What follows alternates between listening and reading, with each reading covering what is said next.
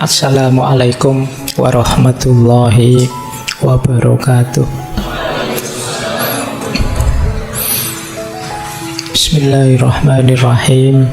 Alhamdulillahi rabbil alamin. Wa bihi nasta'inu ala umurid dunya waddin. Allahumma sholli wa sallim wa barik ala habibina wa syafi'ina Sayyidina wa maulana Muhammadin wa ala alihi wa ashabihi wa man tabi'ahum bi ihsanin ila yaumiddin. Amma ba'du. Bismillah. Mari kita kembali ke rutinitas kita, istiqomah kita mengaji. Sekarang saatnya kita masuk ke tema kita, agama. Terus apa yang bisa dilakukan oleh agama? Sebelum spesifik ke pandangan perannya agama untuk kesehatan mental, kita urai lagi ya pikiran-pikiran para filosof. Sejauh mana sih agama menurut para filosof itu? Yang sebelah kiri positif, yang sebelah kanan negatif. Jadi dalam filsafat itu ada yang anti Tuhan, ada yang anti agama, ada yang pro Tuhan, pro agama. Jadi pikirannya macam-macam. Coba kita lihat misalnya, menurut para filosof yang teistik, menerima Tuhan dan agama, apa sih perannya agama? Kata Thomas Aquinas, agama itu memberikan pemahaman yang lebih dalam tentang kebenaran. Pikiran kita terbatas, agama membantu kita memperdalamnya. Ada banyak hal yang kita tidak nyampe tapi dibantu oleh agama, termasuk mungkin tentang diri kita, hakikatnya, kedalamannya, dan lain sebagainya. Maka jangan disepelekan informasi-informasi agama, termasuk tentang jiwa kita, diri kita. Kita akan sering belajar ini, jiwa manusia, cirinya, kategorinya, dan lain sebagainya. Ini versinya Thomas Aquinas, Santo. Yang kedua, Immanuel Kant. Kalau Immanuel Kant, agama itu bagian dari jalan kita untuk menegakkan moral.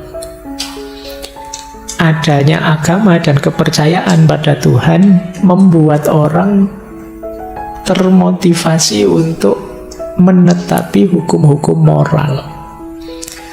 Jadi Immanuel Kant terkenal punya argumen moral untuk membuktikan Tuhan. Sederhananya begini. Jadi manusia itu kan wajib, kata Immanuel Kant, harus mematuhi hukum-hukum moral yang itu sudah ada dalam dirinya, makanya disebut deontologis. Kita harus jujur, kita harus tidak berkhianat, kita harus, sebenarnya sudah ada dorongan dalam diri kita. Cuma manusia itu kurang terdorong untuk melakukan moral kalau tanpa dukungan agama dan Tuhan. Kenapa begitu? Contoh ilustrasi sederhananya begini. Kan banyak orang melakukan aktivitas moral yang luar biasa, banyak juga yang melawan hukum moral. Ada orang baik, ada orang jahat.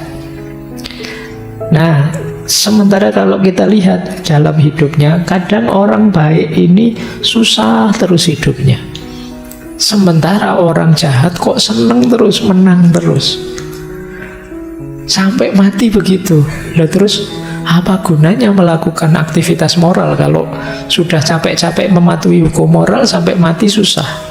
Yang ini melanggar hukum moral terus sampai mati senang. Nah, maka terus kesimpulannya apa? Pasti hidup itu tidak selesai di dunia ini saja. Pasti ada hidup sesudah mati. Yang di sana orang baik dapat balasan baik, yang buruk dapat balasan buruk. Nah, siapa panitianya mungkin ya di akhirat nanti yang menyelenggarakan hukum bagi yang baik dan balasan bagi yang buruk? Tentu saja Tuhan. Tidak Tidak mungkin manusia yang dihisap kok. Yang menghisap Tuhan. Jadi Tuhan pasti ada dalam rangka moral. Nah, itu gunanya agama, menjamin moralitas. Kalau mengandalkan pikirannya manusia, mengandalkan manusianya sendiri, hatinya manusia, kadang ya belok-belok, tidak karu-karuan. Tapi yang bisa menjamin itu agama dan Tuhan. Ini Immanuel Kant. Ada lagi Arthur Schopenhauer yang dulu pernah kita bahas dengan pesimismenya. Agama bagi dia salah satu jalan mengatasi ketidakpuasan hidup dan penderitaan. Jadi dengan adanya agama, rasa sakit itu tidak terlalu sakit. Kekecewaan tidak terlalu mengecewakan. Segagal apapun kita, begitu kita sadar, ada Tuhan kok, itu kita akan mendapatkan sandaran yang sangat kuat. Dulu pernah kita bahas ini. Yang keempat, ini juga pernah kita bahas, Durkheim. Kalau ini manfaat sosialnya, agama itu memperkuat kesadaran kolektif. Agama menguatkan ikatan kita secara sosial. Karena saya tahu kita sama agamanya kan, terus tambah terikat, tambah ada ikatan di antara kita. Maka kata Durkheim, agama itu memperkuat kesadaran kolektif. Itu yang positif. Nanti ada yang negatif tentang agama. Kalau tadi Pak, perannya agama apa? Itu kalau bagi yang kanan ini tidak ada, malah ngaco. Misalnya, kalau bagi Nietzsche, agama itu menanamkan mentalitas budak. Orang jadi kehilangan kebebasan, kehilangan kreativitasnya. Orang diminta patuh saja, ikut saja perintahnya agama. Nah, ini Nietzsche yang punya semboyan terkenal sekali, Tuhan sudah mati. Nanti ada Karl Marx, dia bilang agama itu candu. Karena dia melihat gara-gara agama, itu versi dia ya, orang yang tertindas tidak mau bangkit. Dia merasa, ya sudah, ini takdirku tertindas ini. Allah sudah menetapkan begini misalnya, terus ya sudah, kita terima takdirnya Allah, kita ridho dengan apapun keputusannya Allah. Akhirnya ditindas, tidak mau bangkit berjuang. Ini makanya dia menyebutnya semacam candu. Orang kecanduan itu kan dia tidak sadar situasi realnya yang tertindas. Ini versinya Karl Marx.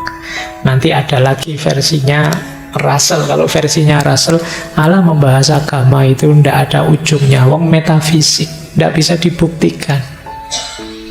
Mending agnostik saja.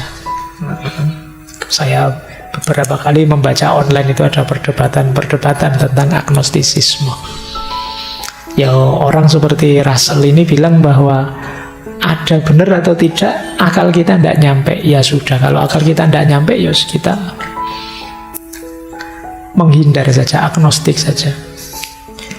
Baik, jadi ini peran agama. Kalau para filosof ada pro, ada yang kontra. Ya tentu saja kita yang beragama, kita yang teis, lebih prefer ke yang pro. Tapi kita lihat dulu yang dari aspek kejiwaan. Kita ambil dua filosof, yang pertama Freud, yang kedua Jung. Ini juga pandangannya bertolak belakang. Kalau bagi Freud, agama itu semacam delusi, halusinasi saja. Hanya defense mechanism, pertahanan diri manusia. Manusia itu banyak kurangnya, banyak lemahnya, terus memproyeksikan ada Tuhan. Jadi ini khayalan kita. Kalau di bukunya Freud itu, Tuhan itu seperti kalau kita zaman kecil dulu berkhayal, ada ngobrol dengan teman khayalan kita.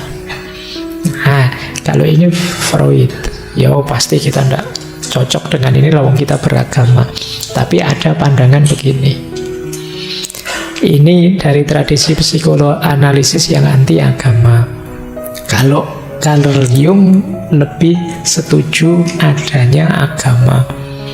Karena menurut Jung, agama perannya penting dalam hidup psikisnya manusia. Yang pertama, pentingnya peran agama itu banyak memenuhi mimpi-mimpi ideal mendasar manusia yang oleh Jung disebut archetype. Jadi tema dasar universal archetype itu misalnya nanti ada hidup ini tidak selesai di dunia ini, tapi besok yang di situ ada pembalasan. Nanti ada seorang yang mengarahkan kita pada kebenaran. Jadi ini pola-pola yang kalau dalam agama kita namanya nabi. Simbol-simbol agama itu biasanya cocok dengan struktur bawah sadar kita. Kita ingin yang jahat kalah, yang baik menang. Itu ya bisa kita penuhi lewat simbol-simbol agama. Kita ingin orang curang disiksa, orang baik diberi pahala. Itu kita ketemukan simbol-simbolnya dalam agama. Jadi pemenuhan hasrat bawah sadar ideal kita. Nah, ini membuat kita lebih nyaman dengan agama. Yang kedua, agama membantu kita mewujudkan diri, self-realization, individuasi.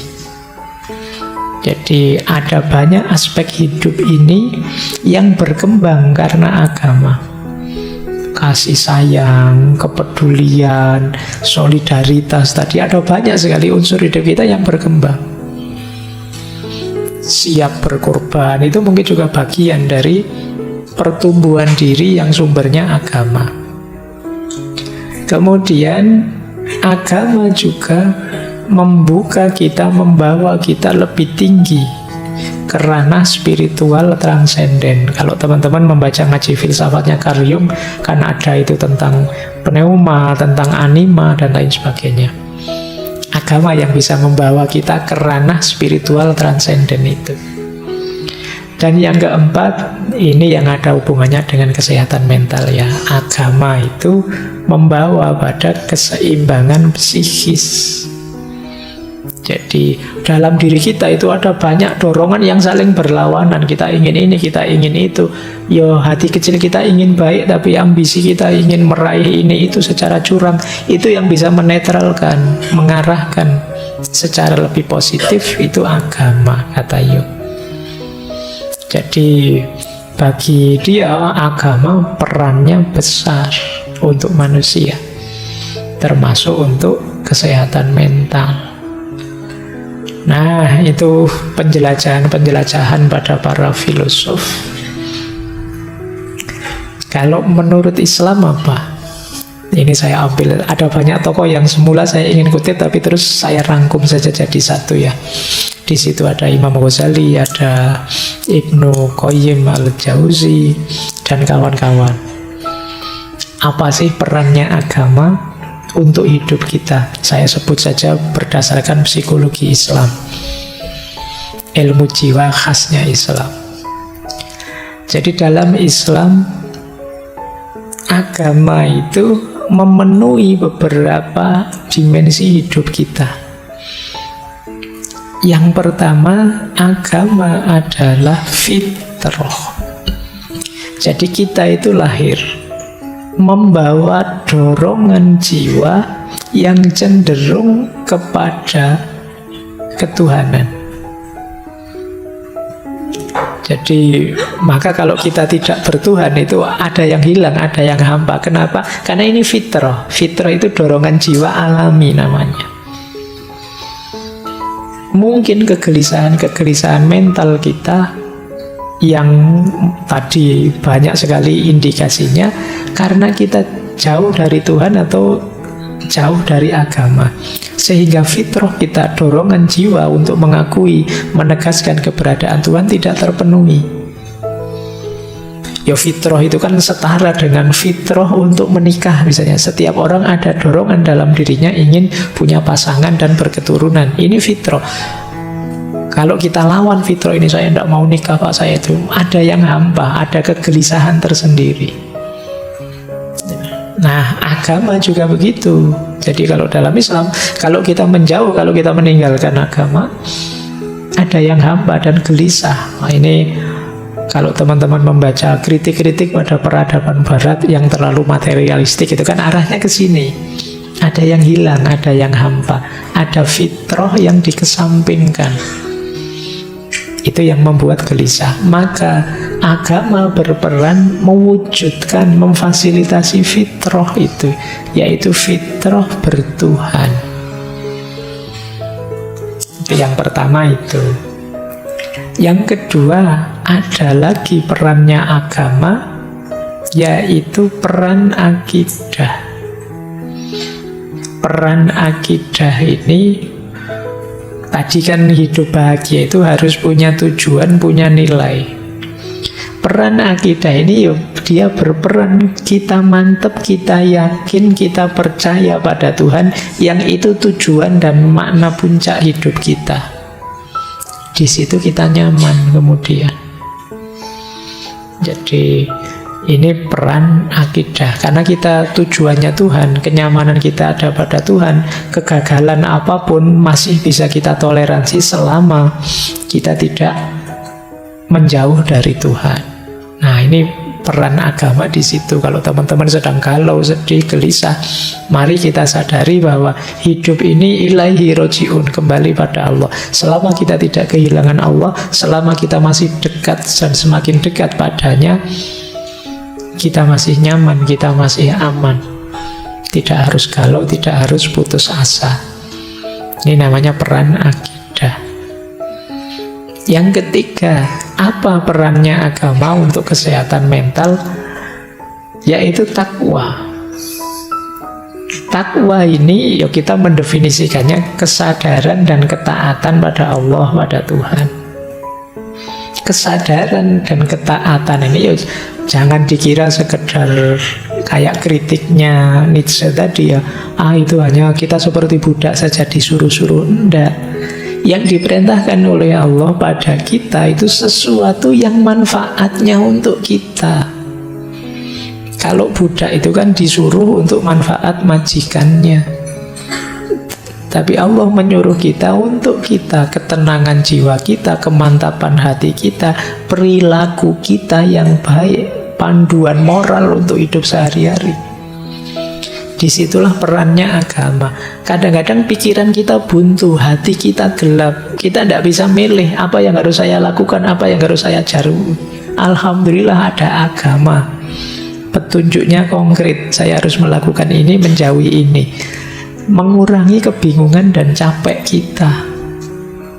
Nah, itu gunanya takwa. Jadi ini peran yang ketiga dari agama.